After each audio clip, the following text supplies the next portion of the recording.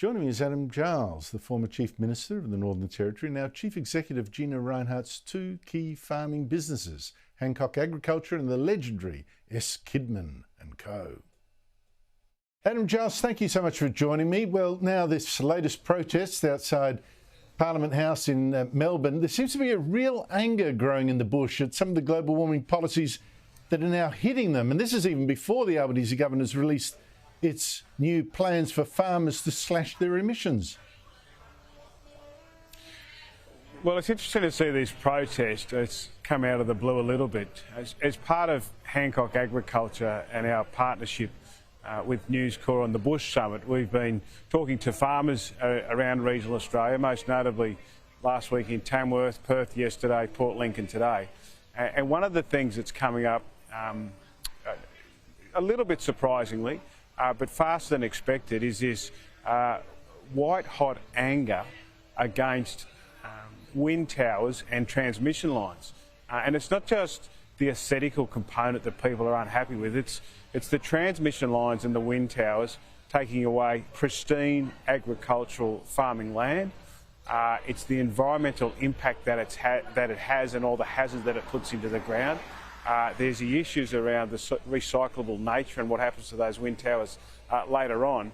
But I think one of the key components is the stealth in which they come onto farming land and to regional communities, compulsorily acquiring areas where those transmission lines go and where those wind turbines are physically situated. And that's a white-hot anger, and it's really energising regional Australia and pushing back. And it's not to say that people in regional Australia aren't for a cleaner, greener regional Australia. We all want to be part of that, but net zero with the transmission wires and the wind turbines are a blunt instrument that's coming firmly on the shoulders of particularly farmers in regional Australia, and we're being expected to bear the brunt of net zero on behalf of the government and the 86% of people who live in those capital cities. Yeah, and I would also like to hear far more discussion of the risk, the fire risk posed by the wind generators and all these wires strung across the country. I don't think we've heard enough about that as well. Now, this, of course, that's just one issue. You've got the government saying that it's going to be developing plans now to get farmers and graziers to reduce their emissions, like emissions from stock and all that kind of thing. In total, how do you think these global warming schemes are going to affect farmers, and what sort of position are they in to absorb the costs and regulations? Well, I can only talk to it from the perspective of Hancock Agriculture and S. Kidman, and Mrs. Rinehart yesterday in Perth outlined it quite well when she said, in our company, we're investing $600,000 per homestead in converting them into a solar hybrid diesel backup system.